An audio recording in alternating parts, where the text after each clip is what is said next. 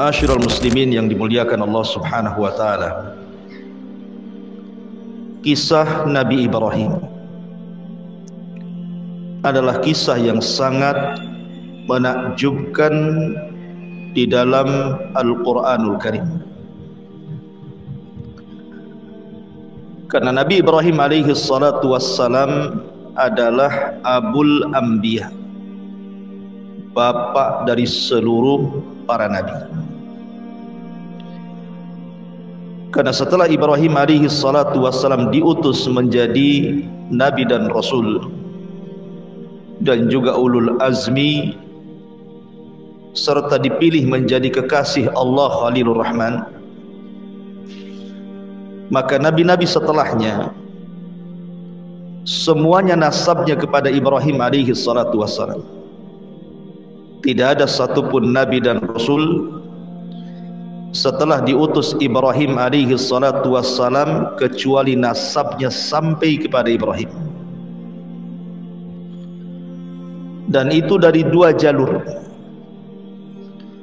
Jalur pertama dari Ishak. Ishak memiliki putra namanya Yakub. Kemudian Yakub memiliki 12 putra. Dari keturunan 12 putranya disebut Bani Israel. Dan nabi-nabi Bani Israel itu bukan 1-2, ribuan. Makanya ketika Abi Dzar Al-Ghifari bertanya kepada Rasul tentang jumlah para nabi dan rasul, maka Nabi SAW menjawab bahwa jumlah nabi itu 124.000 nabi. Dalam riwayat 120.000 nabi. Dan jumlah rasul itu 315 rasul. Tetapi yang dikenal namanya dalam Al-Quran hanya 25 nabi dan rasul. Bukan berarti yang tidak kita kenal bukan nabi atau bukan rasul. Lah ribuan para nabi itu adalah turunan Nabi Allah Yakub, dan Yakub sendiri namanya Israel. Maka turunan Yakub disebut Bani Israel. Dan Bani Israel ditutup kenabiannya dengan Isa ibnu Maryam. Ini dari jalur Ishak. Kemudian di sana ada jalur yang kedua dari jalur Ismail. Tidak ada satupun turunan Ismail yang jadi nabi kecuali satu, Nabi kita Muhammad sallallahu alaihi wasallam. Makanya Ibrahim itu disebut Abul Anbiya, bapaknya para nabi.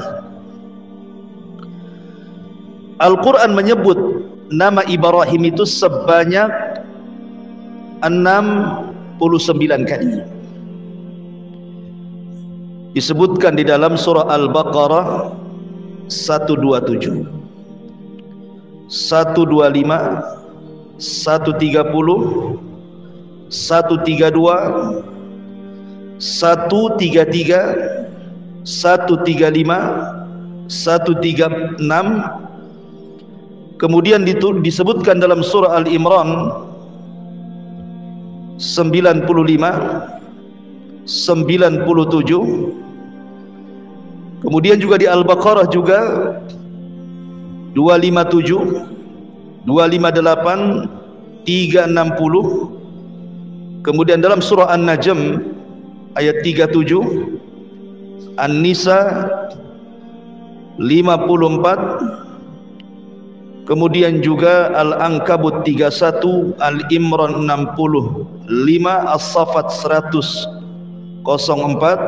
109, kemudian surah Hud 69, Sad 45, Hud 74, dan begitu seterusnya. Intinya sebutan Ibrahim dalam Al-Quran itu sekitar 69 di semua ayat-ayat dalam Al-Quran tersebar.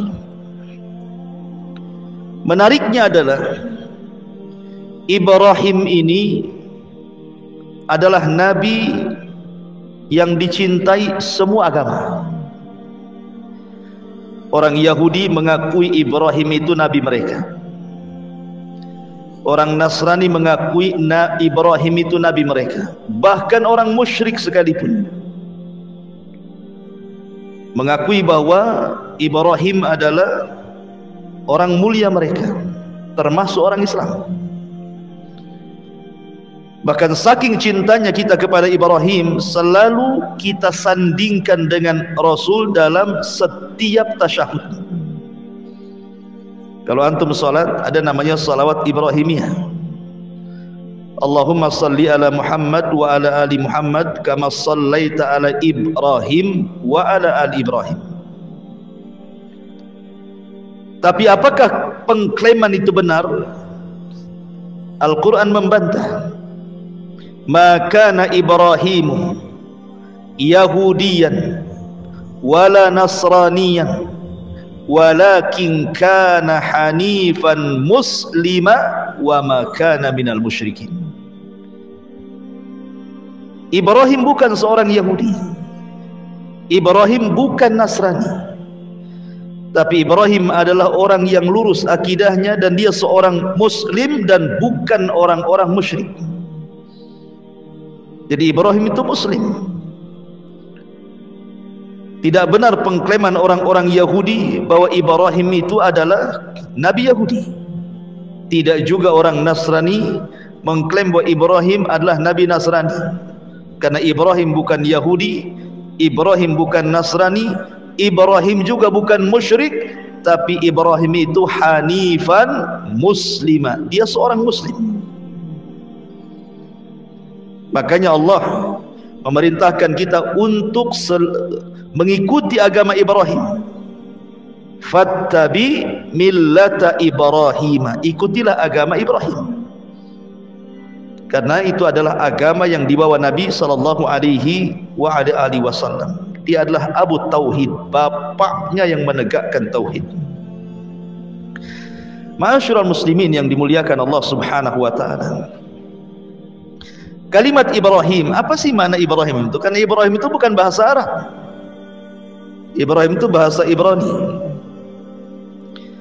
Ada yang mengatakan Ibrahim itu artinya Abul Umam, bapaknya umat ini. Ada yang mengatakan Ibrahim itu Abu Rahim, bapaknya Ar-Rahim, yang memiliki kelembutan. Karena dia orang yang pertama menjamu tamu dalam sejarah. Ada juga yang mengatakan makna Ibrahim itu artinya Abu Ar-Rafi, Bapa yang maha tinggi. Kita mengenal Ibrahim memang tidak ada dalam Al-Quran atau Sunnah Nabi SAW sejarah Ibrahim itu, kapan waktunya, bagaimana beliau besarnya, itu tidak dijelaskan. Tapi kita akan coba merunut Al-Quranul Karim dengan berusaha untuk mengambil petikan-petikan tafsir. Coba kita runut bagaimana kisahnya Ibrahim biar menjadi sebuah kisah, biar enak gitu ya. Ma'asyiral muslimin yang dimuliakan Allah Subhanahu wa taala. Ibrahim ini memiliki ayah dalam Al-Qur'an namanya Azar. Sebagaimana disebutkan dalam surah Al-An'am, wa idz qala Ibrahimu li abihi Azar. Ketika Ibrahim berkata kepada ayahnya Azar. Quran menyebutnya bahwa ayah Ibrahim itu namanya Azar. Tapi dalam Taurat, nama Ibrahim, bapa Ibrahim itu namanya Tarah. Berbeda kalau Quran mengatakan Azar, kalau orang-orang Yahudi menyebutnya Tarah. Dan ada juga yang berusaha untuk menggabung bahwa nama ayahnya Azar, lakabnya Tarah. Tapi yang jelas kita ini punya kitab sendiri, Al-Quran. Maka kita memilih pendapat yang ada dalam Al-Quran. Nama Ibrahim itu adalah Azar. Azar sendiri punya 3 putra. Pertama Ibrahim, yang kedua Nahur, dan yang ketiga Haran. Haran inilah ayahanda Nabi Lut. Jadi Lut itu keponakan Ibrahim. Adapun istrinya Sarah bintu Haran, sama-sama Lut bin Haran, Sarah bintu Haran. Tentu Haran di sini berbeda. Kalau Lut itu putra daripada Haran yang merupakan saudara kandung Ibrahim, berarti jatuhnya keponakan Lut itu. Tapi kalau Sarah itu, dia adalah saudara Azar, bapaknya itu saudara Azar, berarti Ibrahim dengan Sarah itu sepupu. Jadi pahami ya? Jadi Sarah istri Ibrahim itu sepupunya Ibrahim. Kalau Nabi Lut keponakannya Ibrahim. Lah Nabi Allah Ibrahim alaihi salatu wassalam dibesarkan, bahkan dilahirkan di Irak, di Babil. Dan Babil saat itu dipimpin oleh seorang raja zalim namanya Namrud. Al-Imam Mujahid beliau mengatakan bahwa di dunia ini ada 4 raja yang pernah menguasai hampir sebagian dunia. Ingat, ini raja dunia ya, bukan seperti Firaun raja Mesir saja, bukan. Kalau Firaun itu bukan raja dunia, dia Mesir saja. Jadi 4 raja ini hampir menguasai dunia. 2 mukmin, 2 kafir. Adapun yang mukmin kata Imam Mujahid, pertama adalah Nabi Allah Sulaiman. Kekuasaannya hampir menyeluruh dunia. Kemudian yang kedua Dzulqarnain yang disebut dalam surah Al-Kahfi. Ini mukmin. Yang 2 kafir. Siapa yang kafir? Yang pertama Namrud, yang nanti kita akan kisahkan juga. Kemudian yang kedua Bukhtun Nasr, yang pernah membumi hanguskan Palestina dan membantai orang-orang Yahudi di zaman itu. Lah Ibrahim ini hidup di zaman Namrud. Dan kalau antum mendengar kisah Namrud, dialah manusia yang pertama kali bekerja sama dengan syaitan, dengan iblis. Dan dia yang membunuh bapaknya. Jadi bapaknya dibunuh oleh Namrud karena kerjasama dengan iblis untuk mengambil kekuasaannya. Jadilah Namrud raja dunia dan tidak pernah dikalahkan. Karena dalam riwayat Israiliyat itu, Namrud ini orang yang pertama kali mempelajari sihir kepada iblis. Walaupun ini perselisihan panjang para ulama, karena Al-Quran menyebutnya ada kisah Harut Marut. Tentu panjang lagi kisahnya dan banyak perselisihan ulama di sini. Ma'asyiral muslimin yang dimuliakan Allah Subhanahu wa taala. La Ibrahim dilahirkan di Babil, di Irak. Dan kala itu kaumnya adalah para penyembah berhala. Di antara mereka ada yang menyembah matahari, di antara mereka ada yang menyembah bulan, di antara mereka ada yang menyembah bintang-bintang, di antara mereka ada yang menyembah patung-patung dan berhala. Bahkan di antara mereka ada yang menyembah Namrud, menyembah Raja Namrud. Jadi memang Ibrahim dilahirkan di tengah-tengah kesyirikan, ya, dan itu tantangan Ibrahim. Akan tetapi ma'asyiral muslimin yang dimuliakan Allah Subhanahu wa taala, Nabi Allah Ibrahim ini walaupun dia terlahir di tengah-tengah umat yang berbagai macam sesembahannya, tapi Allah memberikan fitrah kepada nabi, kepada nabinya. Ibrahim dari kecil tidak pernah menyembah berhala. Padahal bapaknya pembuat berhala, penjual berhala, penyembah berhala. Tapi Ibrahim tidak pernah sama sekali menyembah berhala. Sama dengan Nabi tidak pernah menyembah berhala. supaya tidak ada cacat. Di kemudian hari setelah dia jadi nabi, kemudian ada kritikan, dulu kau juga nyembah berhala kan begitu ya. Ibrahim tidak nyembah berhala. Bahkan satu riwayat, Azar ini kan pembuat patung, dan patung yang dijualnya itu dibuatnya itu untuk dijual dan untuk disembah kaumnya. Jadi Azar itu kalau sudah membuat patung, maka disuruhnya anak-anaknya yang 3 orang ini untuk menjual ke pasar. Haran dan juga Nahur itu kalau jualan patung laris mereka. Kalau Ibrahim tidak pernah satu patung pun ada yang beli, karena cara jualnya begini. Kalau Ibrahim menawarkan patung itu, ishtaru man la yadurrukum wa la yanfa'ukum, belilah patung ini yang tidak bisa mendatangkan manfaat dan tidak bisa mencegah madarat. Kira-kira ada yang beli? Itu bahasa jualannya Ibrahim tuh. Yang ada yang belilah, bahasa yang seperti itu. Belilah patung ini, tapi patung ini tidak memberikan manfaat kepada kalian dan tidak memberi madarat kepada kalian. Bahkan terkadang patungnya dibawa ke sungai, suruh minum. Ishrab, ishrab, minum, minum katanya. Ya nggak bisa minum lah patung. Ya. Jadi kadang-kadang ayahnya marah karena nggak pernah laku. Jadi dari kecil saja fitrahnya itu sudah menolak berhala Ibrahim itu. Maka disebut hanifan. Hanif itu lurus, tidak pernah melakukan kesyirikan, itu disebut hanif. Hanifan muslimah wa makana minal musyrikin.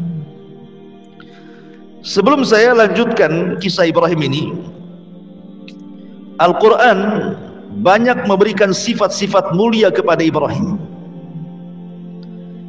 Pertama, Allah subhanahu wa ta'ala katakan, inna Ibrahima kana ummatan qanitan lillahi hanifah. Di sini Allah berikan 3 sifat. Sesungguhnya Ibrahim itu kana ummatan. Apa ummat itu? Ummat itu artinya ar-rajulul al-jami'u li hisalil khairi hatta yakuma maqama ummatin minan nas. Kalimat umat ini artinya seorang laki-laki yang terkumpul sifat-sifat kebaikan padanya. Dimana kalau cerita keimanan, dia orang yang paling beriman. Kalau cerita sedekah, dia orang yang paling sedekah. Kalau cerita zikir, dia orang yang paling zikir.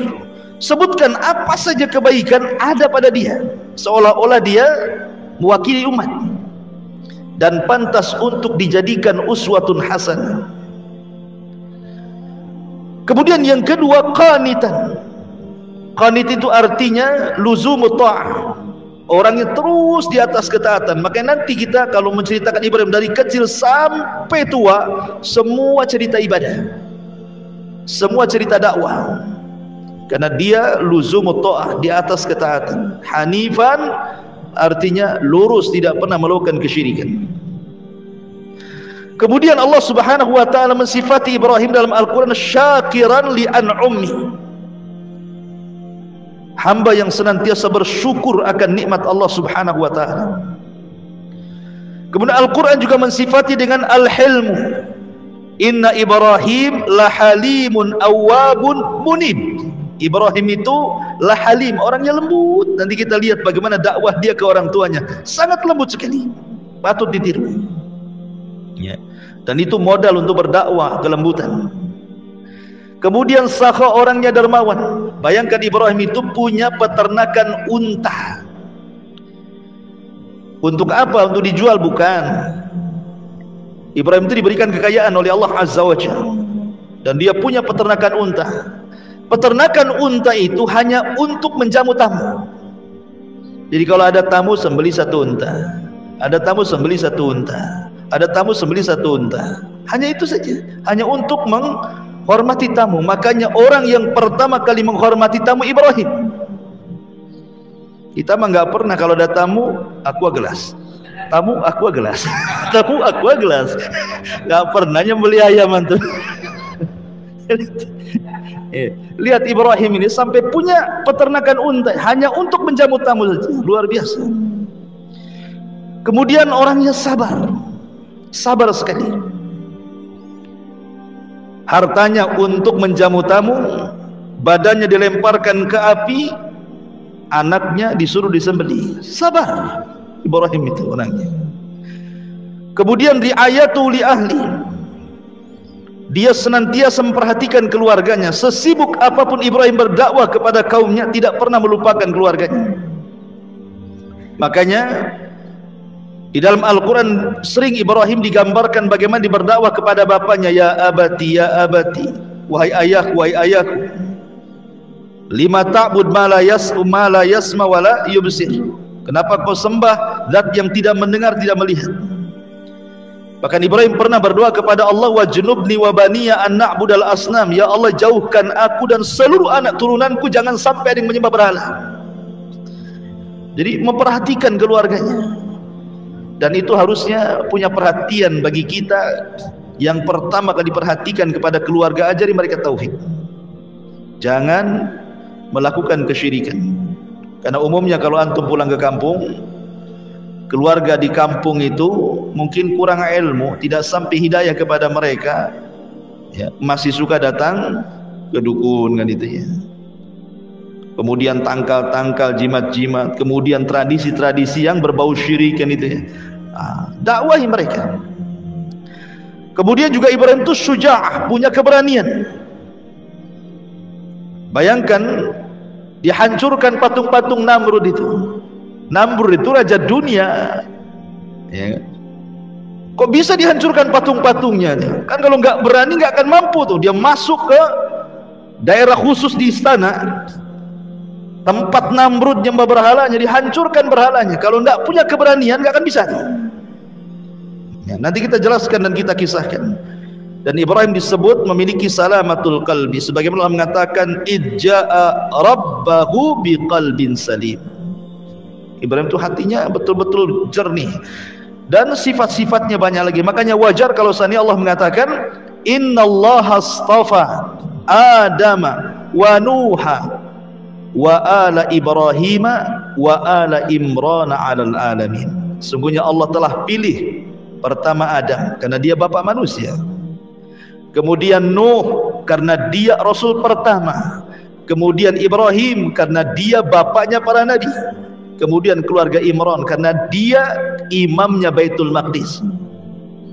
Inilah orang-orang yang dipilih dalam Al-Quran itu ya. Jadi Ibrahim itu salah satu orang yang dipilih oleh Allah Azza wa Jalla. Ma'asyiral muslimin yang dimuliakan Allah Subhanahu wa ta'ala.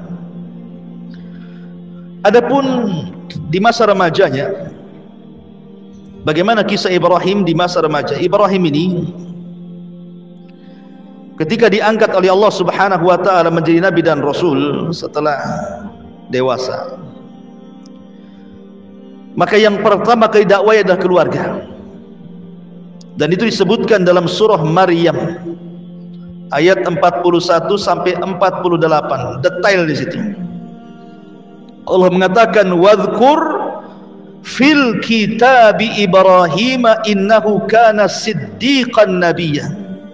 Ceritakanlah wahai Muhammad kisah Ibrahim di dalam Al-Quran. Sesungguhnya dia adalah seorang yang sangat membenarkan, maksudnya seorang nabi. Idh qala li abi, ketika dia berdakwah kepada ayahnya, ya abati lima ta'budu ma la yasma wa la yubsir wa la yughni anka syai'a. Lihat bagaimana panggilan Ibrahim kepada ayahnya, padahal ayahnya kafir. Ibrahim tidak memanggil namanya ya Azar, tidak, wahai ayahku, wahai ayahku, tidak pernah memanggil nama.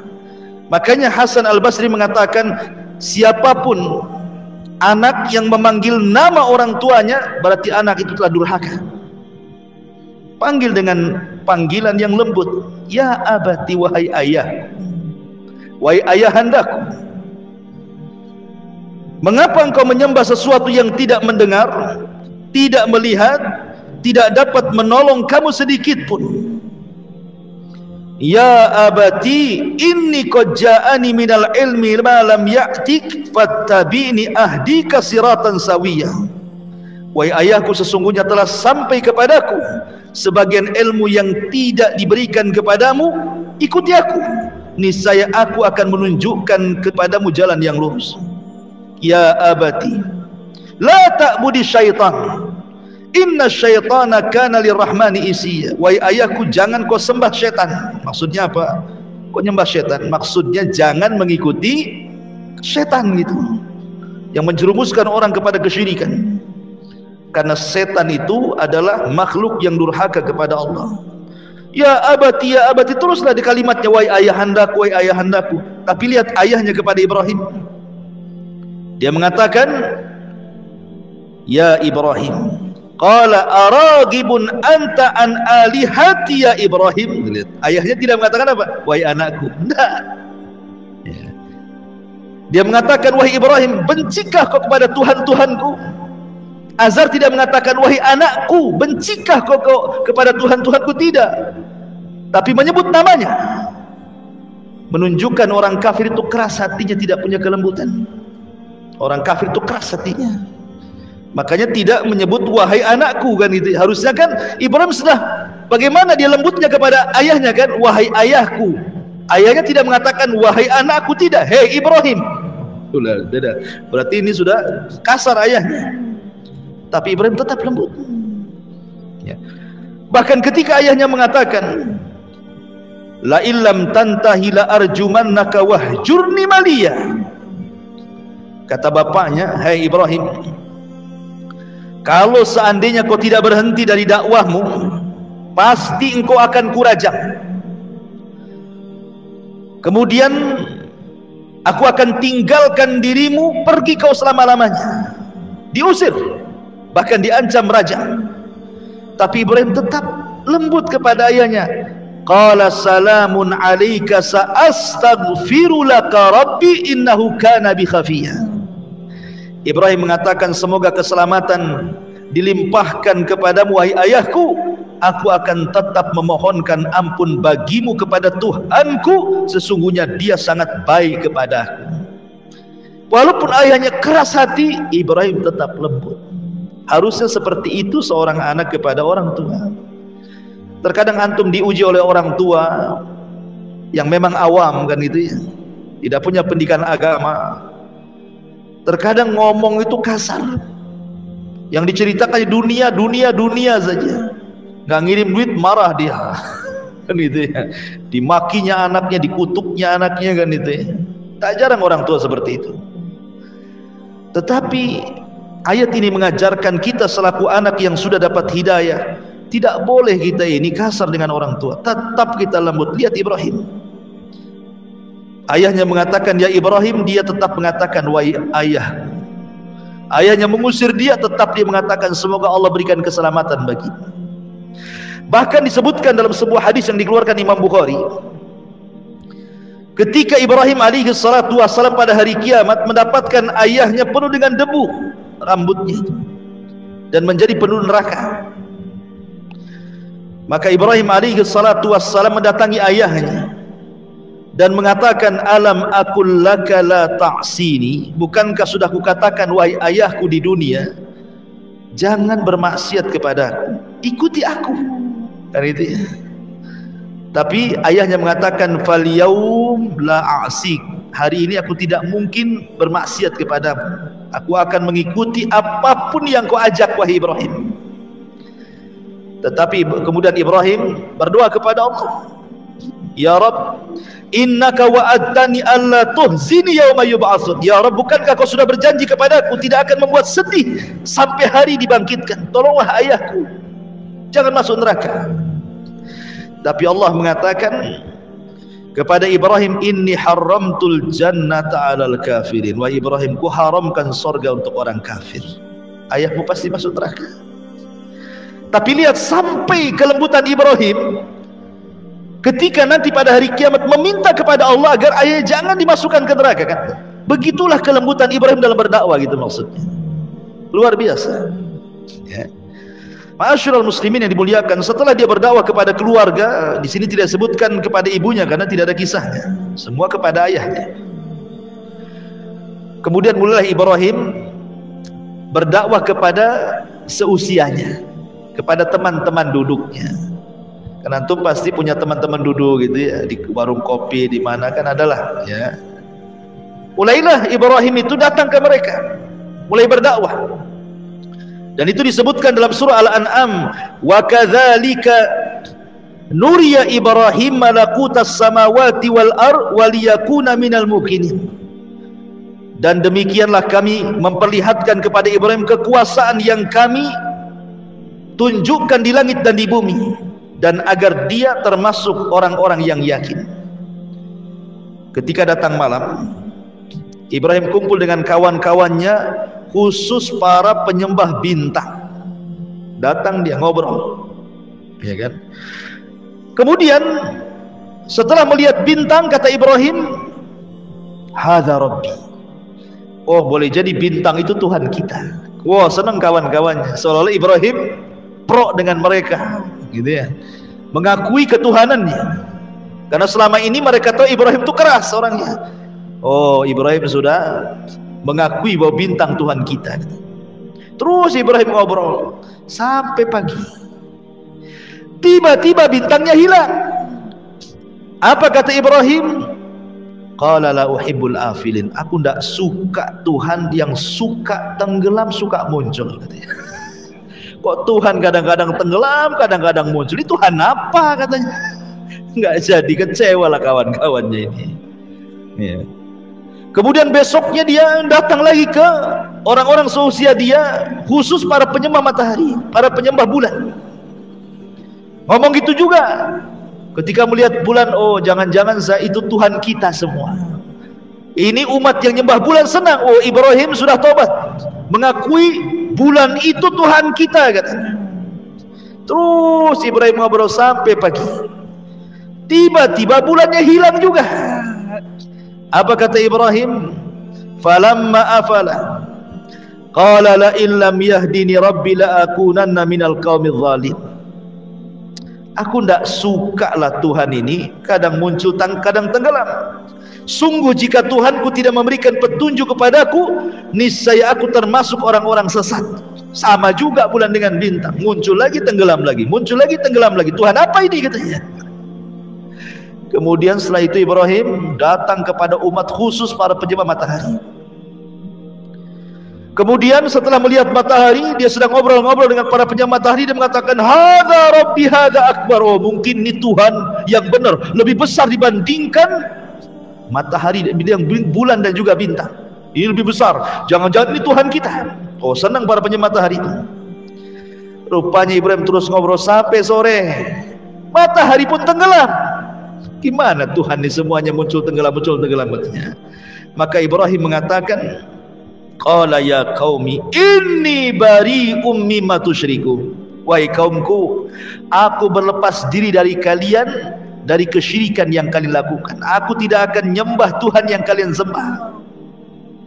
Ibrahim seperti ini bukan berarti Ibrahim sedang cari Tuhan. Ibrahim ini konteksnya sedang berdakwah. Dia tahu Tuhannya Allah, tapi dia ingin berhujah kepada orang-orang yang menyembah bintang, menyembah bulan dan menyembah matahari, bahwa yang kalian sembah itu tidak benar, gitu maksudnya.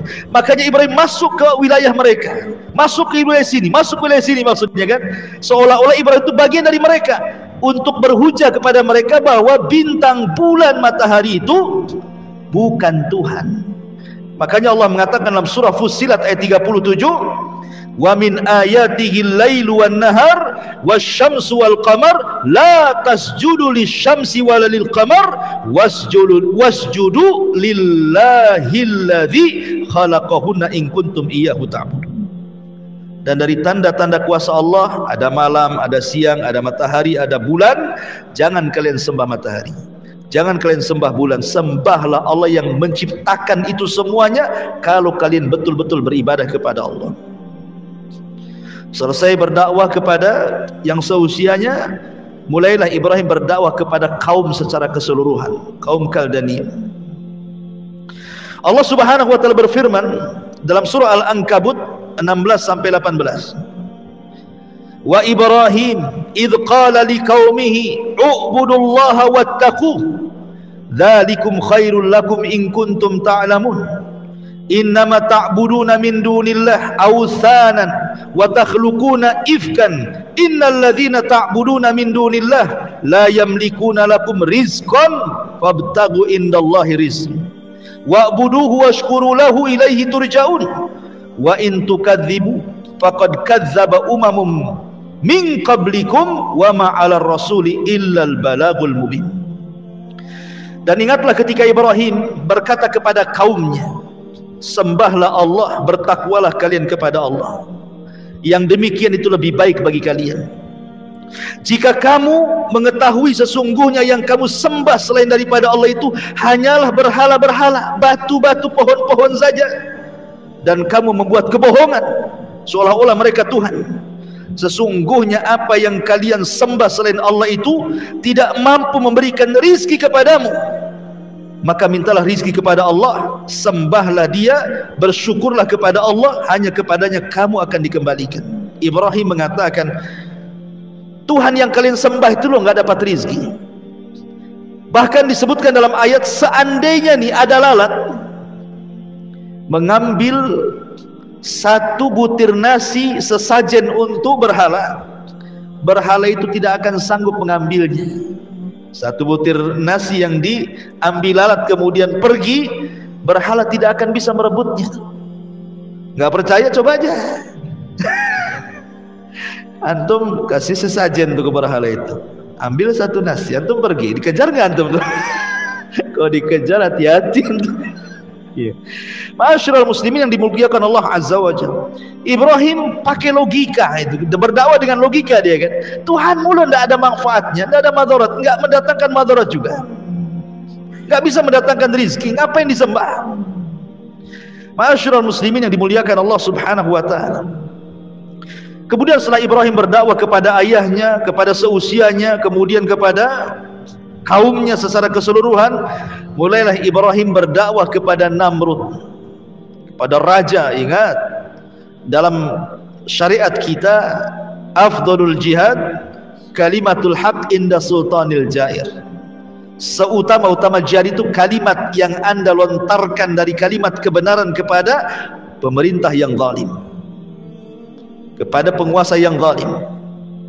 Karena kalau kita menyampaikan kebenaran kepada penguasa yang zalim itu risikonya besar, bisa ditangkap, dipenjara, dibunuh, kan gitu ya. Tetapi tentu dengan cara yang bijak. Tidak boleh menasihati pemerintah di hadapan panggung, di medsos, nggak boleh. Ya, itu akidah ahli sunnah.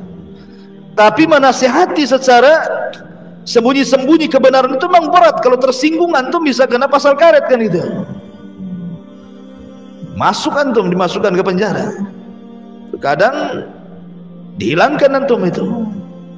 Jadi Ibrahim ini betul-betul berdakwah kepada Namrud. Ketika Namrud ini membuat acara kerajaan, mungkin kalau di negeri kita ini Agustusan lah kan itu, karena kan dulu kan sistem kerajaan kan itu. Apa kata Namrud? Dibuatlah pesta besar di lapangan, istana kosong, ada semua ke lapangan, tumpah ruah di lapangan. Kata Ibrahim, tallahi, bersumpah dia, demi Allah, la akidanna asnamakum ba'da an tuwallu mudbirin. Sungguh aku akan melakukan tipu daya terhadap berhala-berhala kalian setelah kalian pergi meninggalkannya. Jadi ketika istana kosong, betul-betul kemudian ditinggalkan oleh pengurus-pengurus kerajaan dan juga Namrud, kan tumpah ruah di lapangan, Ibrahim masuklah ke dalam istana. Padahal sebelumnya Ibrahim ini pura-pura sakit, bapaknya ngajak, Ibrahim ayo, ada acara tuh. Apa kata Ibrahim? Saya sedang sakit pak, katanya. Inni maridtu, saya sedang sakit. Padahal Ibrahim sehat. Ini dusta pertama Ibrahim. Ibrahim itu pernah berdusta 3 kali. Sebab itulah dia tidak bisa berikan syafaat, karena dusta 3 kali ini. Tapi dusta bukan dusta kayak kita. Kalau dusta kayak kita beda gitu, antum jualan, itu antum dusta di situ. Ini dustanya untuk dakwah.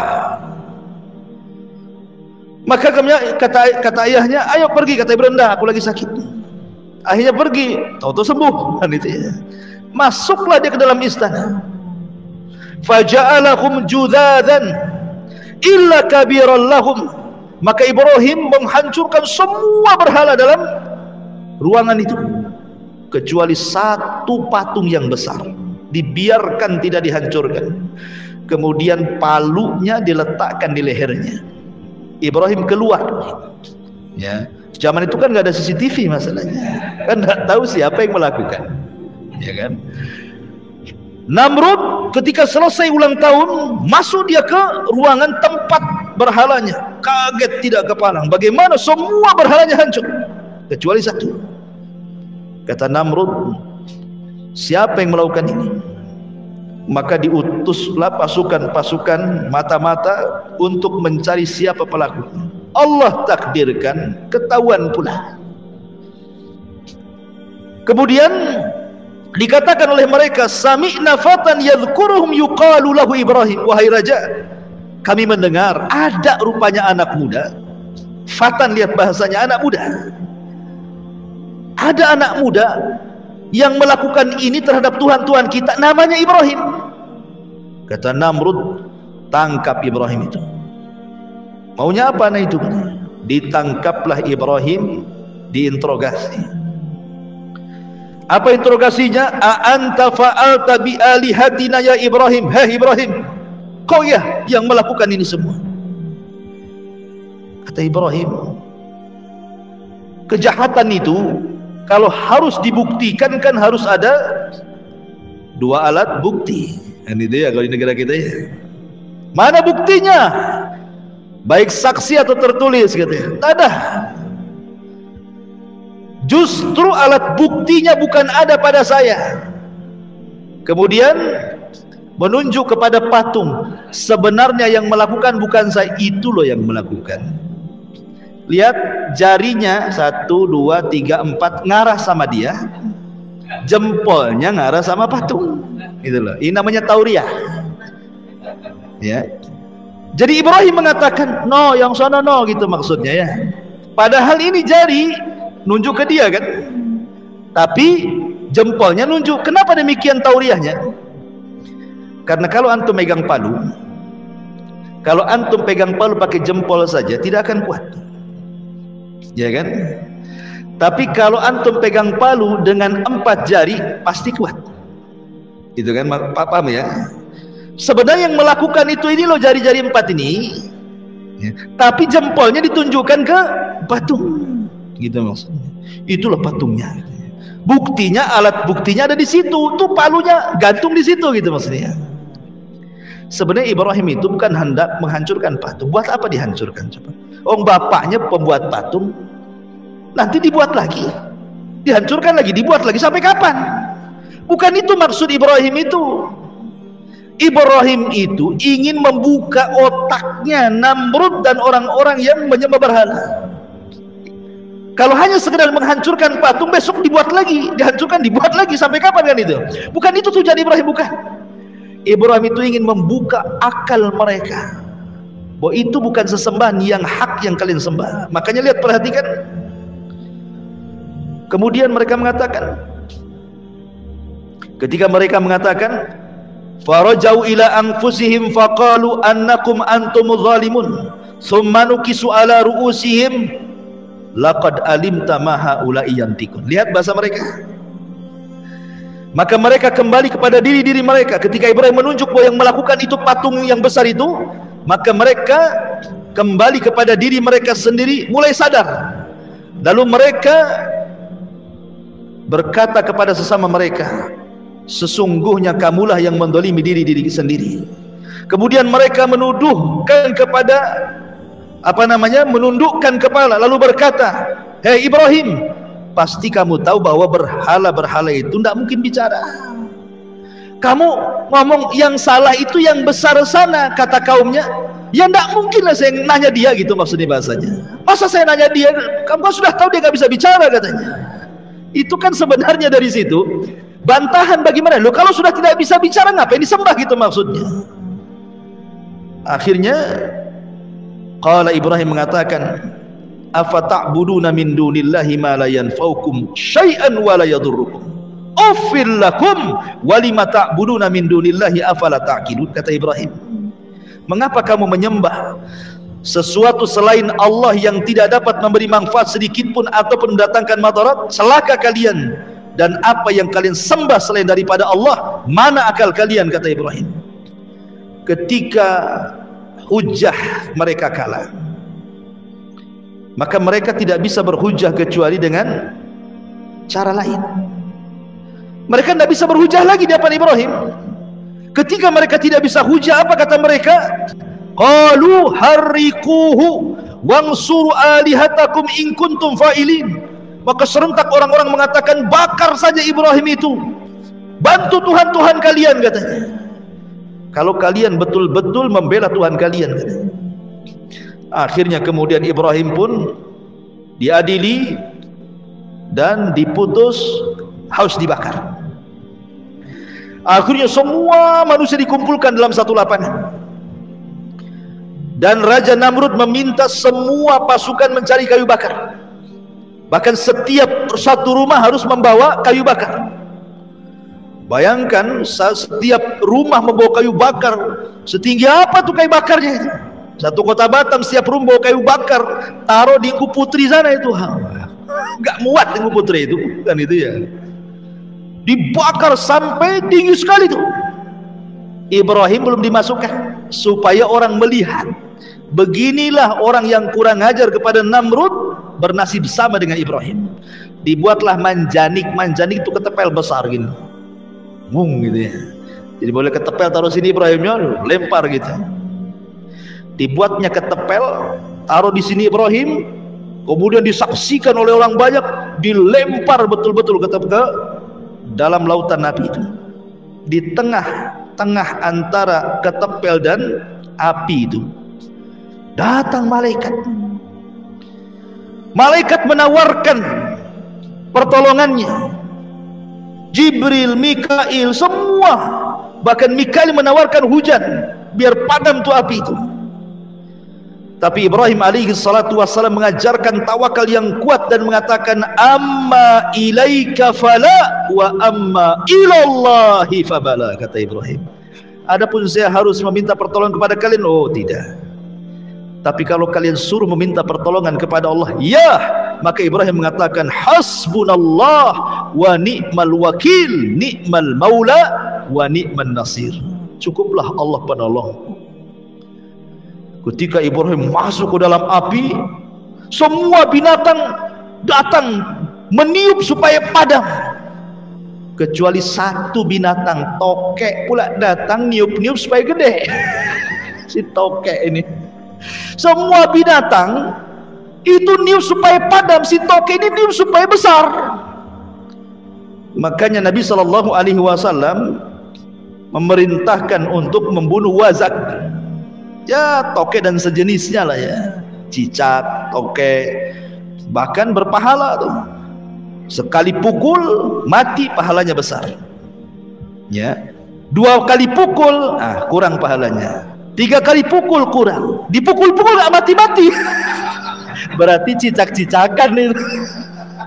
La haula wala quwwata illa billah. Makanya kenapa cicak itu sunahkan dibunuh. Apakah kemudian cicak sekarang ini menerima kesalahan tokek di zaman Nabi Ibrahim? Gara-gara tokek moyang saya gitu. Saya yang kena imbasnya dibunuh. Nggak ada kaitan. Ya, memang itu perintah. Ya. Ketika Nabi SAW memerintahkan sesuatu untuk dibunuh, berarti memang ada madaratnya. Seperti kenapa Rasul memerintahkan untuk membunuh tikus. Memang tikus itu fawasik, binatang fasik, suka nyuri. Ya. Kalau jengking, ular suruh dibunuh, karena memang binatang yang membahayakan. Ini ular pula dirawat sama orang. Kan ada tuh orang lawat ular yang gede-gede itu, tidur pula sama ular dia. Banyak kejadian lah, orang rawat ular dipatuk ular pula dia mati. Ya. Dulu ada perempuan tuh nari ular, kena patuk mati dia. Gitu ya. Jadi memang suruh dibunuh kok malah dirawat pula. Kecuali binatang-binatang yang memang tidak boleh dibunuh, seperti kodok, nggak boleh dibunuh kata Rasul. Karena kodok ini salah satunya adalah dia untuk membunuh hama-hama padi. Kalau dibunuh padinya banyak ini kan. Ada pula sate kodok. Kodok tuh nggak boleh dibunuh.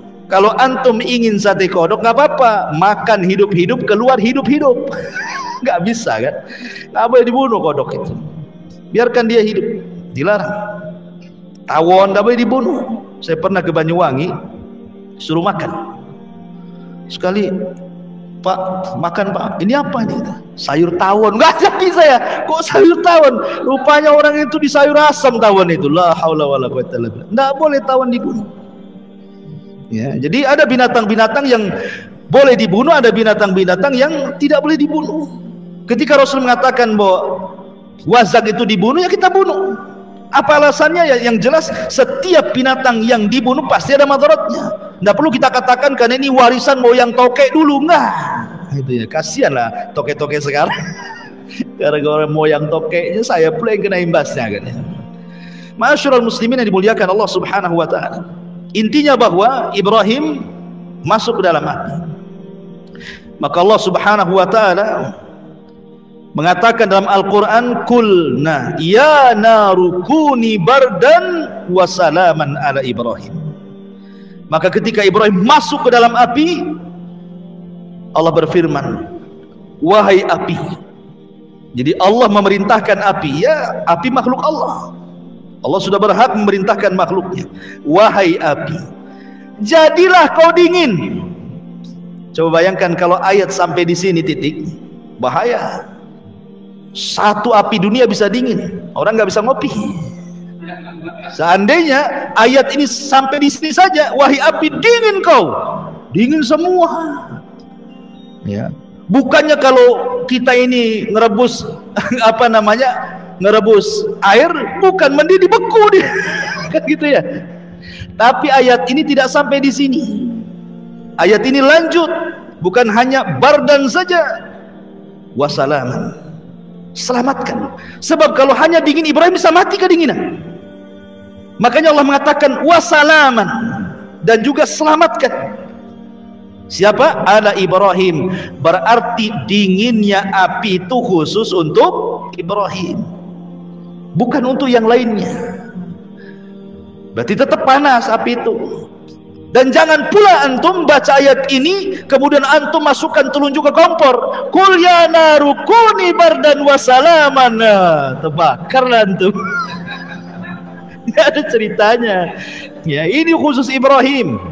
Antum tidak bisa, walaupun baca ayat ini 1000 kali tetap aja api itu panas. Ya. Ma'asyiral muslimin yang dimuliakan Allah Azza wa Jalla. Kemudian setelah beberapa hari, kan padamnya lama tuh, api segede gitu kan padamnya lama. Sudah padam, abunya pun masih panas kan itu ya. Setelah beberapa hari abunya sudah apa namanya menjadi abu, sudah dingin, manusia itu datang lagi menyaksikan bagaimana nasib Ibrahim ini. Tiba-tiba di dalam abu itu keresak, kerusuk, keresak, kerusuk. Rupanya Ibrahim masih hidup.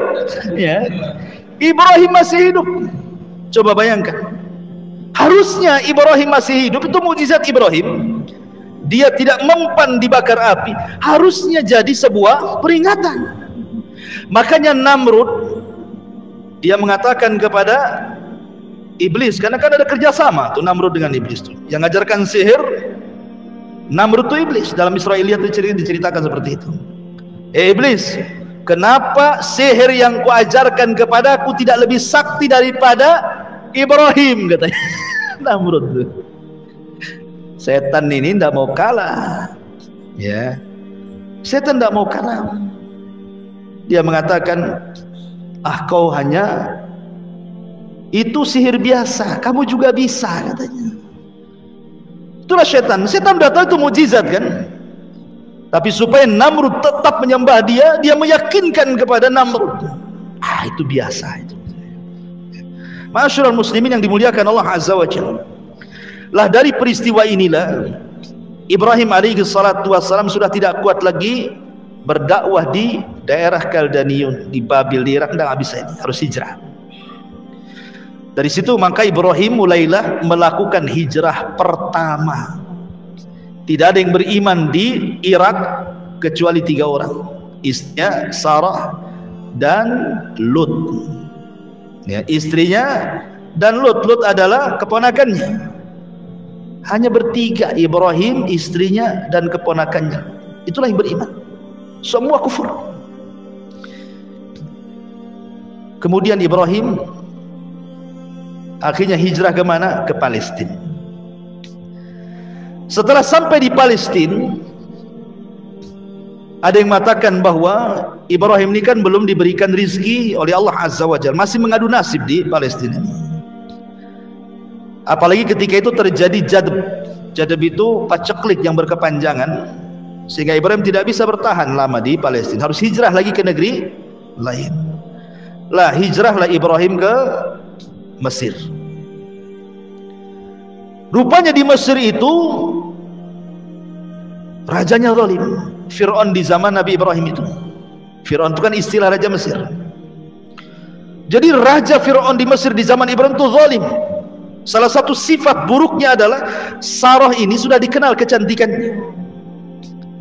Bahkan ada yang mengatakan bahwa separuh kecantikan Hawa itu diberikan kepada Sarah, sebagaimana separuh ketampanan Adam itu diberikan kepada Yusuf. Karena Adam itu tampan. Makanya kita tidak terima kalau teori Darwin itu kita asumsi. Karena Darwin mengatakan bahwa asal muasal manusia dari kera, kan gitu. Kera cakep apa ganteng? Jelek lah kera pula.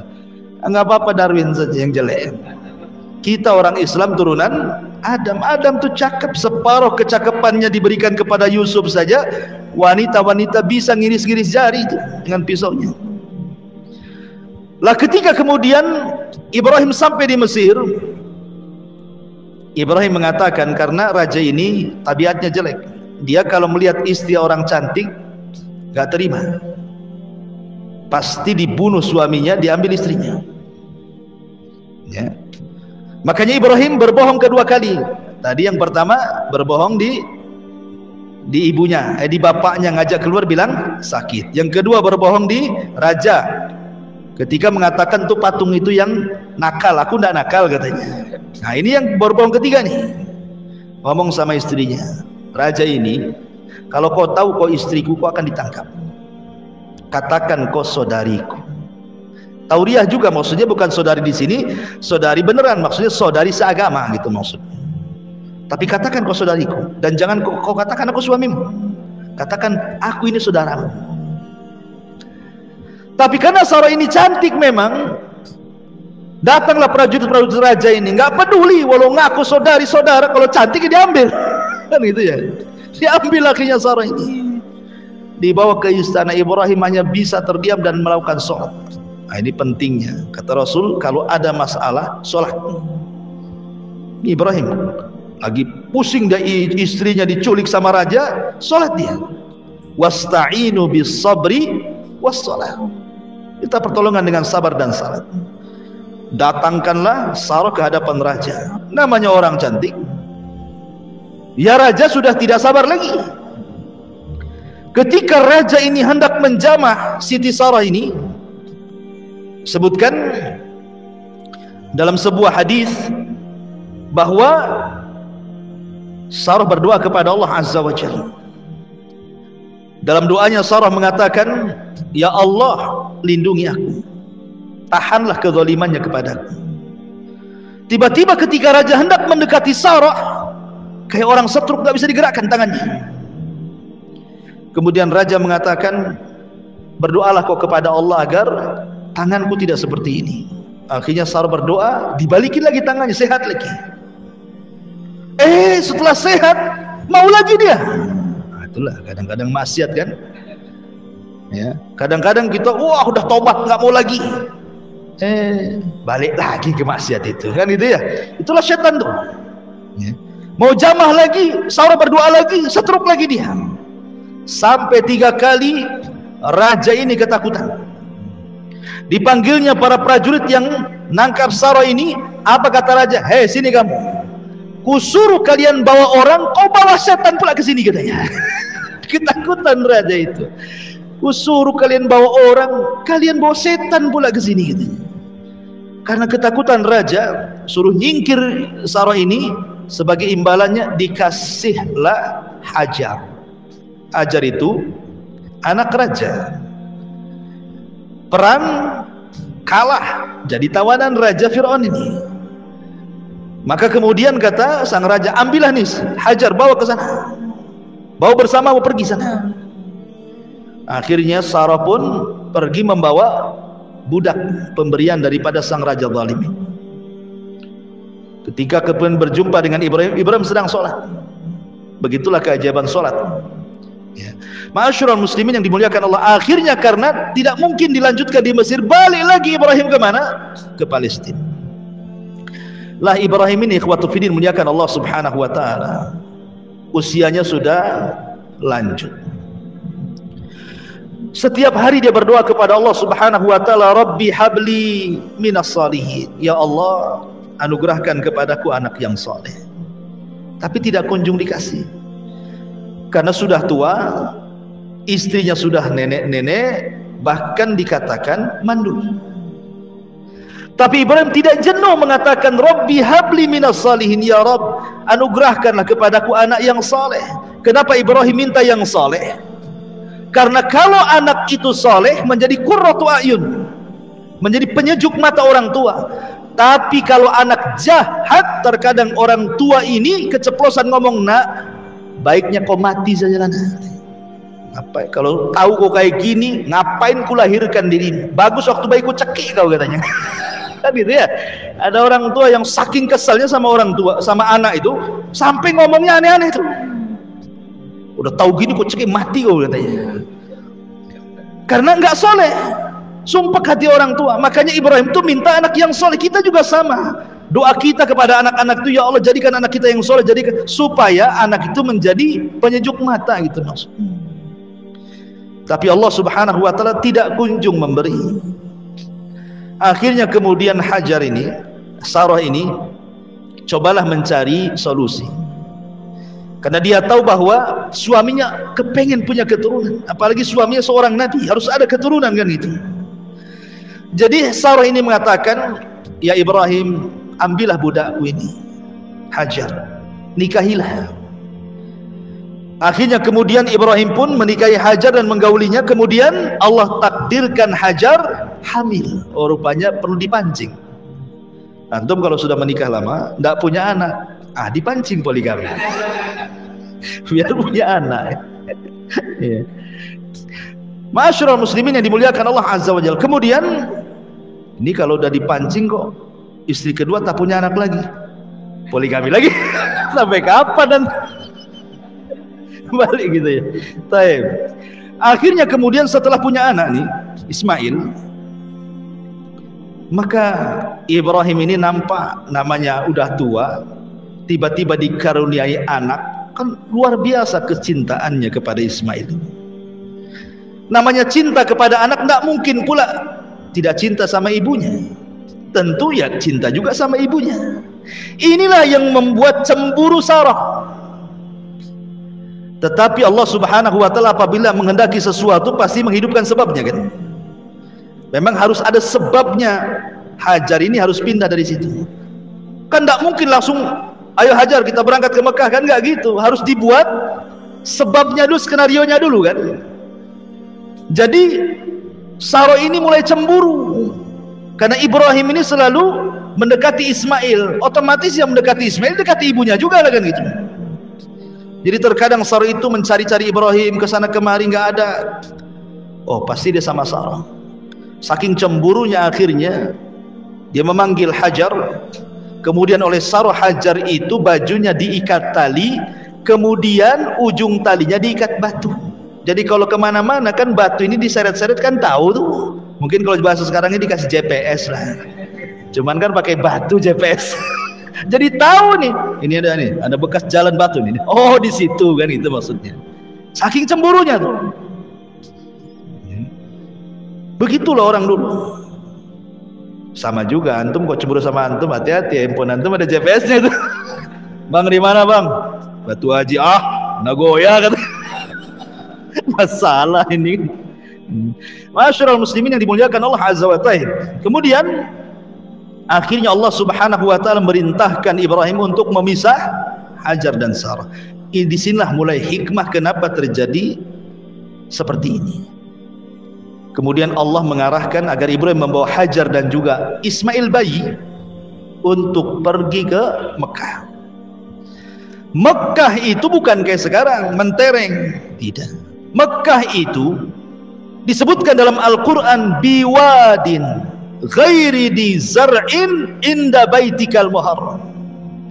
Kau bawa Hajar ke sebuah lembah yang isinya hanya batu, padang pasir, tidak ada pohon, tidak ada tanaman, tidak ada makanan, tidak ada minuman, bahkan tidak ada orang. Jadi penghuninya cuma satu, dia ajalah Hajar itu sama bayinya Ismail.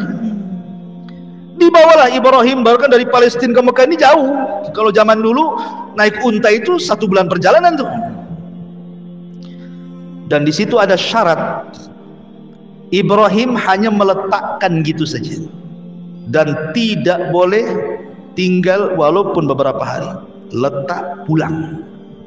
Bayangkan, diletakkan langsung pulang. Ketika pulang ada syarat lagi, tidak boleh nengok ke belakang, tidak boleh menjawab panggilan, pergi gitu saja.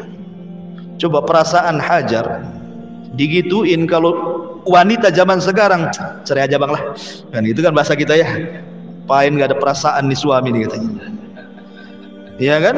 Kalau dibuat kayak gitu tuh, karena wanita-wanita di zaman sekarang ini, antum sudah kasih semuanya saja dibilang antum gak punya perasaan, ya kan?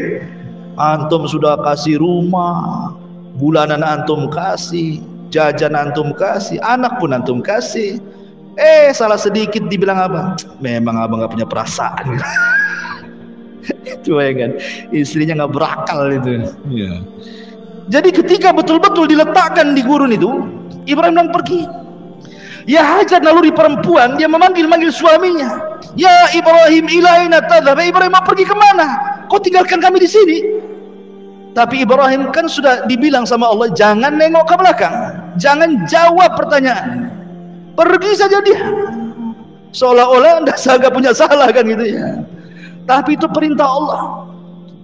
Hajar ini paham, yang namanya dia suami seorang nabi, seorang rasul, paham bahwa ini bukan kehendak suaminya. Dia tahu tabiat suaminya nggak kayak gitu. Pasti ini adalah perintah Allah ini. Ketika Hajar paham ini perintah Allah, apa kata Hajar? Kalau memang ini perintah Allah, idhhab ya Ibrahim falan yudayyi'unallah, kata dia. Pergi sana, aku yakin Allah tidak mungkin menyia-nyiakan aku di sini. Tawakalnya patut kita acungkan jempol. Tidak ada orang tawakal setawakal Hajar. Ditinggalkan di lembah, tidak ada orang, tidak ada tanaman, tidak ada tumbuhan, tidak ada makanan, tidak ada minuman. Antum saja safar ke Tanjung Pinang, hilang dompet, apa enggak stres antum? Udah kayak kiamat tuh kan, hilang tawakalnya. Baru dompet tuh yang hilang. Padahal dompetnya itu cuman isinya 200.000. Iya Ustaz, itu 200.000. ATM tuh ratusan ribu.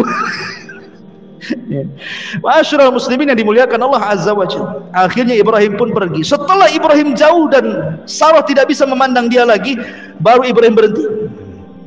Baru Ibrahim menghadap Sarah dan anak yang ditinggalkan. Disitulah Ibrahim berdoa. Ya. Sebutkan dalam surah Al-Imran, panjang itu doanya. Ya Allah, jadikanlah negeri ini penuh dengan berkah, rizki yang banyak, macam-macam keamanan banyak. Antum baca surah Al-Imran. Ya. Kemudian Ibrahim pergi ke Palestina. Ini Hajar ini dengan Ismail hanya bawa bekal cukup 2-3 hari saja, habis itu habis. Nggak ada makan lagi, nggak ada minuman lagi. Ketika sudah 2 atau 3 hari, Ismail ini menangis karena haus, namanya bayi. Dan seorang ibu yang menyusui pun harus dia minum, harus ada nutrisinya kan masuk, supaya air susunya keluar kan itu. Terpaksalah dia mencari air, lari dia ke bukit Sofa. Ada bukit Sofa, dilihatlah dari bukit Sofa ke bawah. Kan orang kalau cari air kan cari ketinggian, ya kan? Naik ke atas bukit, nengok ada air enggak.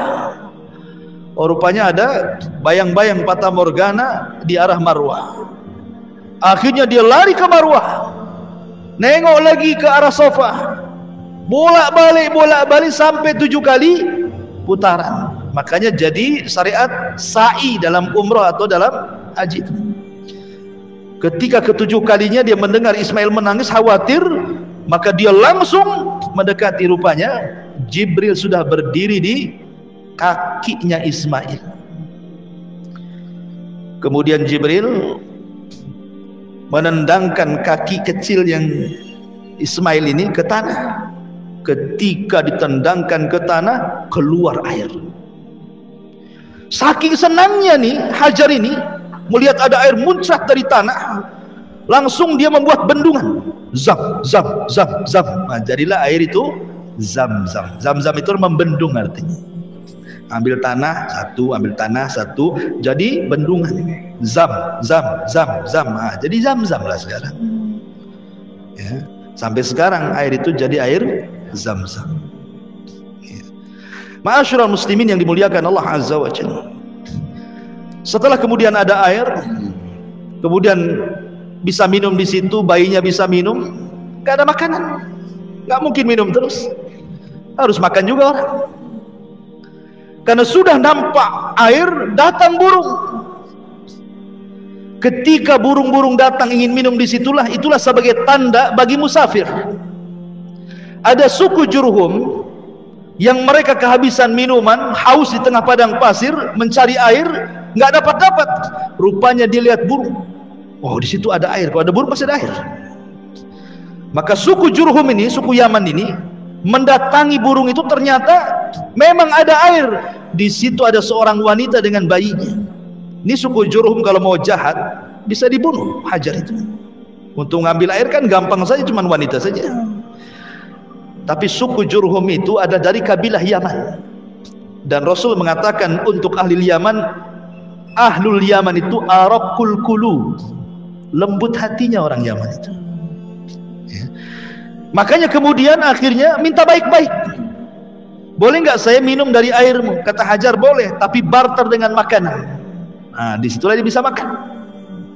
Maka terjadilah barter minuman dan makanan. Akhirnya Allah jamin, betul kata Hajar, kalau memang ini perintah Allah, idzan lan yudayyi'unallah. Inilah kata-katanya terbukti, ya kan? Kalau memang ini perintah Allah, wahai Ibrahim, pergi kau sana, Allah yakin tidak mungkin menyia-nyiakan saya di sini. Makanya nggak disia-siakan, datang dengan sebab itu dapat makanan. Sehingga suku Jurhum itu akhirnya menjadi tempat singgah suku Jurhum di situ. Kalau dia safar ke sana kemari, singgahnya di situ. Lama-lama kemudian suku Jurhum ini meminta kepada Hajar, boleh nggak kami tinggal di sini?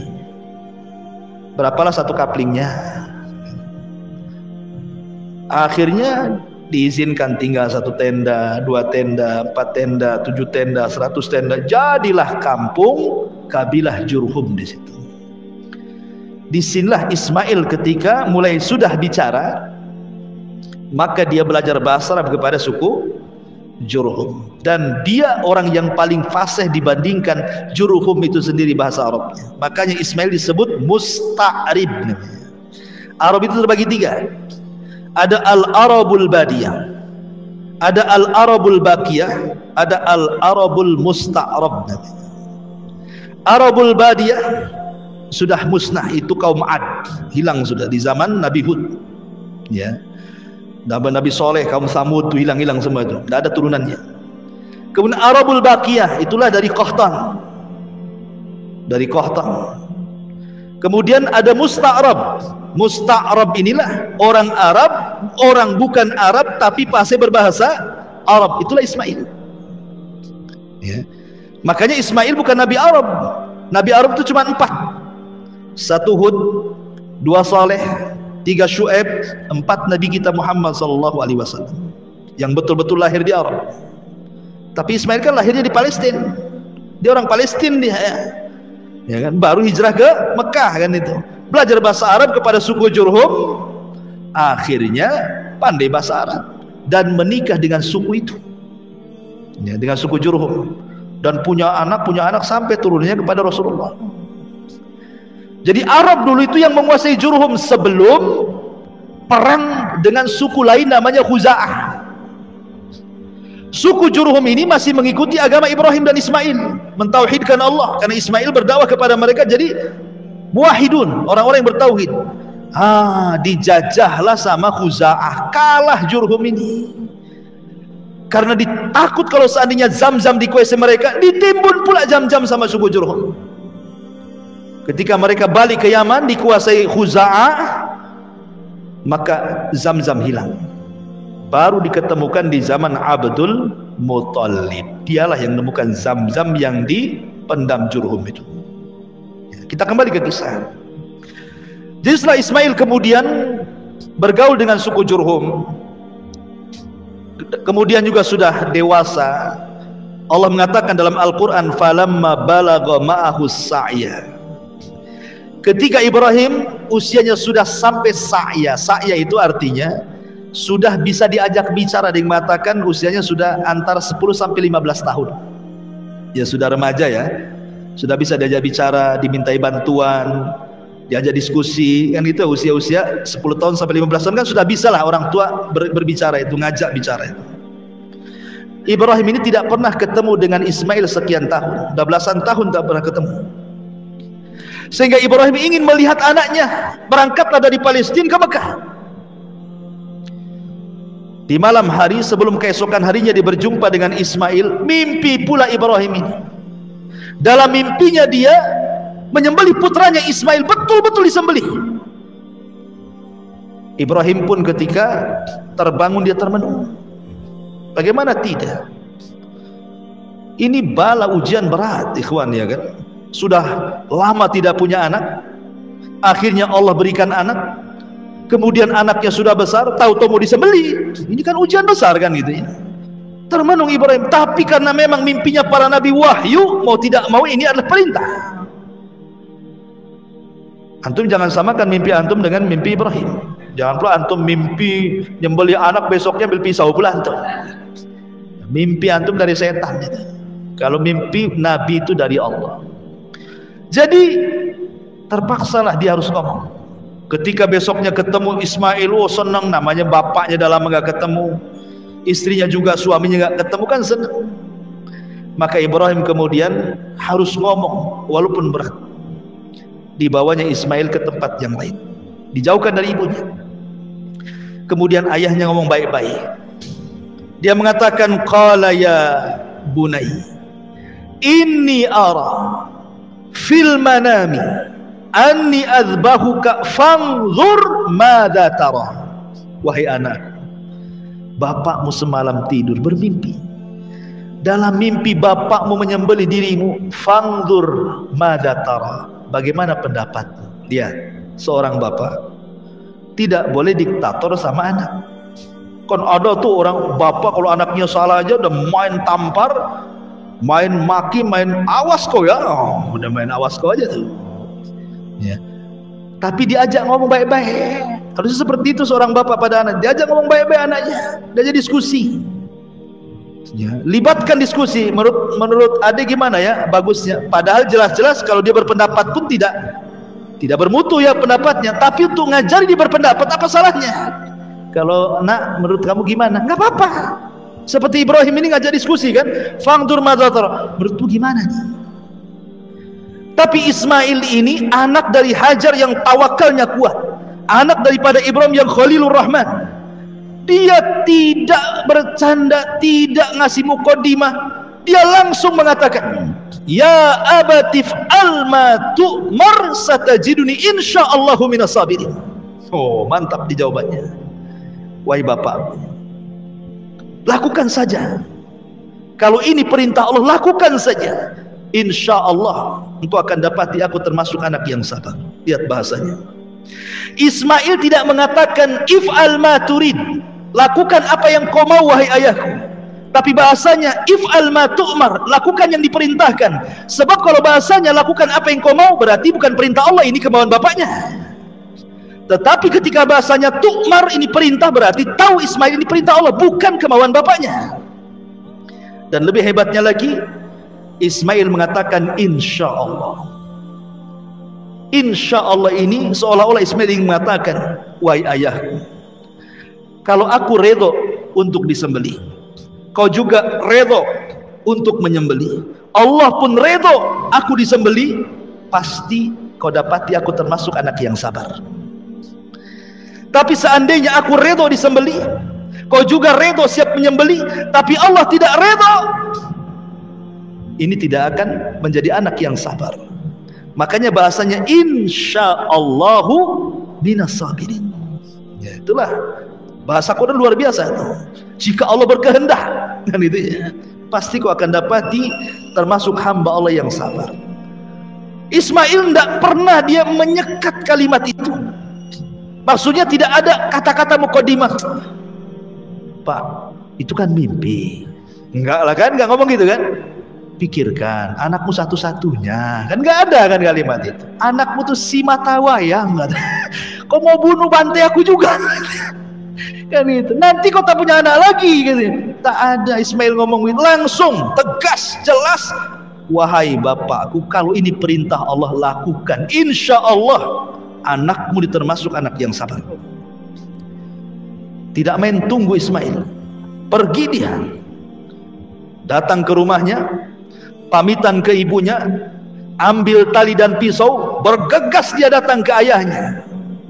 Kata Ismail, ya, ini tambang untuk mengingat badanku. Kalau kau tidak ikat aku, bisa saja aku kabur.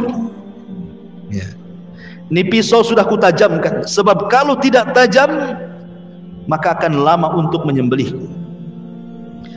Ketika kau sembelih, aku minta 3 syarat.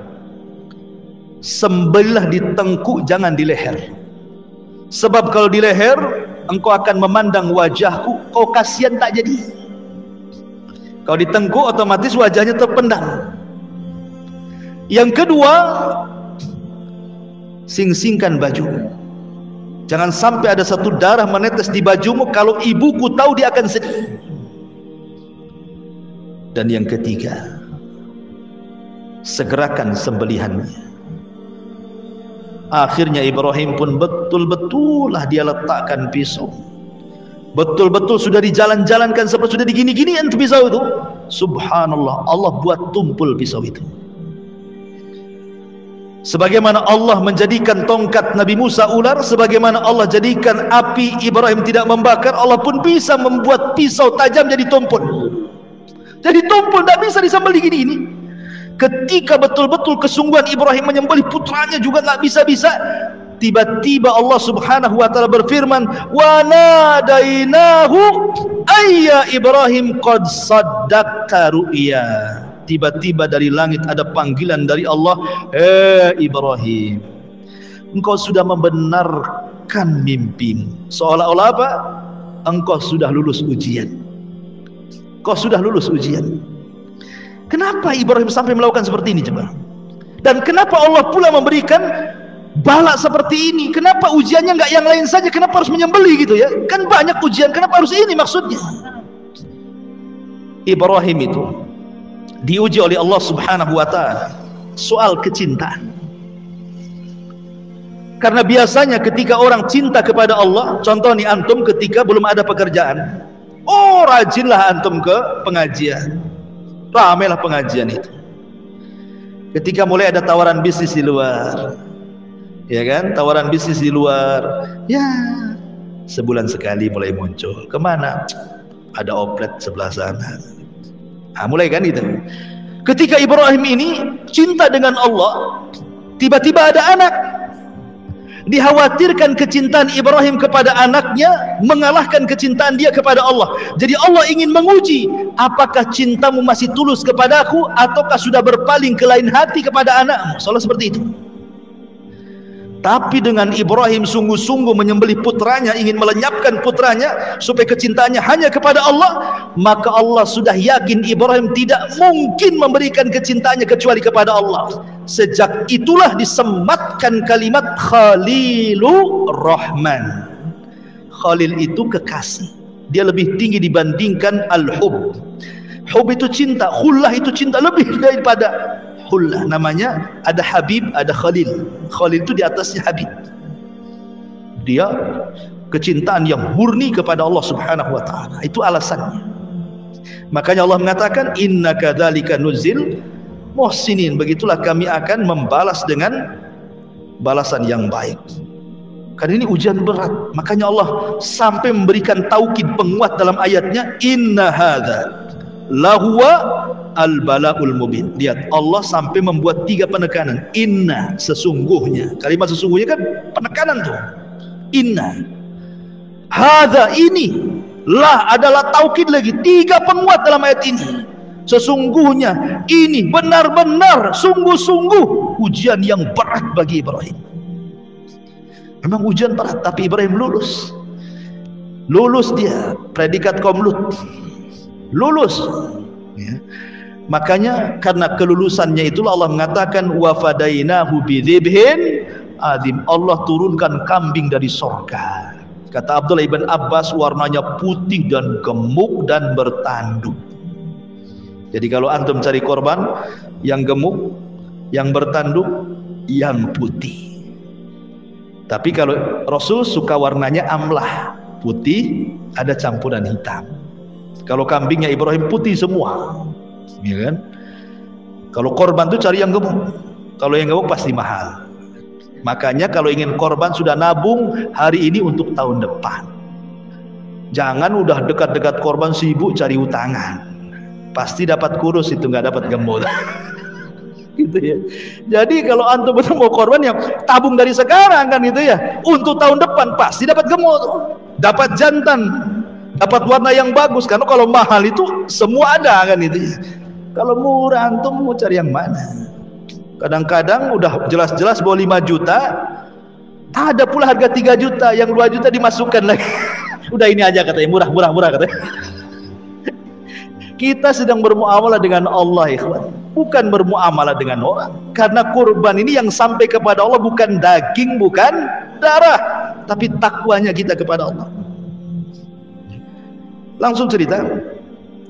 Lanjut cerita, kemudian Ibrahim menyembeli domba itu. Makanya Allah mengatakan dalam ayat yang lain, wa taraknahu lil akhirin, dan cerita Ibrahim ini akan menjadi sebuah cerita bagi orang-orang setelahnya. Makanya setiap datang kurban pasti cerita Ibrahim, karena akan menjadi cerita bagi orang-orang setelahnya. Setelah itu maka Ibrahim pun balik lagi ke Palestina. Kemudian setelah itu meninggallah Sarah. Ketika meninggal Sarah, dia balik ke Mekah, kemudian membangun Ka'bah bersama Ismail dan tinggal di Mekah. Bahkan ketika meninggal Hajar, dia menikah lagi. Ya. Sampai akhirnya ketika Ismail alaihi salam sudah tua, beliau menikah dengan salah satu wanita Jurhum. Masalahnya akhlaknya jelek wanita yang pertama ini. Ketika Ibrahim ingin tahu istrinya seperti apa, dia datang ke rumahnya. Asik ngeluh saja istrinya itu. Karena suka ngeluh istrinya tidak tahu kalau itu ayahnya Ismail. Kan tidak pernah tahu kan mukanya. Dan istrinya pun tidak tahu itu ayahnya. Ibrahim hanya ingin menguji tentang kesabaran istrinya. Tapi istri pertama Ismail itu banyak ngeluh ya. Dan sifatnya perempuan kan ngeluh ya biasanya. Akhirnya kata Ibrahim, sampaikan kepada suamimu, ghayyir atabatababik, ganti tangga yang menuju rumah depan, itu saja. Pergi dia. Datang Ismail, cerita istrinya, bang, tadi ada orang tua begini, tahu-tahu dia berwasiat kepadamu, ghayyir atabatababik, suruh ganti tangga menuju tempat depan rumahmu. Kata Ismail, oh kamu tidak paham, itu ayahku, berarti dia menyuruh aku untuk menceraikan kamu. Ceraikan istri pertama. Ketika para pembesar Jurhum mengetahui bahwa Ismail ini menceraikan istrinya karena buruk akhlaknya, maka para pembesar itu kan banyak anak-anak perempuan ditawarkan. Sudah nikah dengan anak saya aja, menikah dengan anak saya saja. Dapatlah istri kedua yang sangat baik sekali. Tapi Ibrahim masih tetap ingin nguji. Dia datang. Kemudian istrinya dilihatnya baik sekali, nggak ada keluhan sama sekali. Kemudian dihidangkan makanan dan minuman, kambing dan juga air zam-zam. Maka setelah itu Ibrahim makan daging kambing, minum air zam-zam. Kata Ibrahim, Allahumma barik lakuma fi syarabikuma wa ta'amikuma. Ya Allah, berkahi makanan keduanya dan minuman keduanya. Sejak Ibrahim mendoakan daging kambing dan juga air zam-zam, sejak itulah kambing dan zam-zam menjadi berkah sampai hari ini. Makanya orang Mekah walaupun makan kambing nggak akan kolesterol, nggak akan darah tinggi, nggak akan kumat asam uratnya, nggak akan. Ya, karena didoakan Ibrahim. Ya kan, kambingnya itu didoakan. Makanya dulu zaman Nabi kambing itu makanan pokok. Makanya sampai sekarang orang Arab itu makan kambing pagi, siang, sore, malam. Nggak kayak kita. Walaupun 1 bulan ya tetap aja kayak gitu. Coba antum beli kambing di Tamiang, pagi antum kambing, siang antum kambing, malam antum kambing, sebulan saja mungkin antum yang diantar ke Tamiang. Beli kambing di Tamiang, antum pula diantar ke Tamiang, ke kuburan Tamiang sana. Ini bahaya ikhwan. Ya. Jadi itulah bedanya kambing sana berkah. Lah Ibrahim mendoakan makanan yang ada di Mekah, Rasul mendoakan makanan yang ada di Madinah. Madinah dulu makanan pokoknya kurma, maka Rasul mendoakan keberkahan 2 kali lipat makanan Madinah dibandingkan Mekah. Makanya kurma Madinah itu kurma yang luar biasa, disebut dengan ajwa. Semua kurma Madinah disebut ajwa, kan dapat doa Nabi. Siapa yang makan 7 butir ajwa di pagi hari nggak akan kena sihir, nggak akan racun sampai sore hari, kan begitu. Jadi sama-sama didoakan. Kalau makan Mekah didoakan Ibrahim, makanan Madinah didoakan Rasulullah. Itulah diantara sejarah singkat Nabi Allah Ibrahim alaihi salatu wassalam.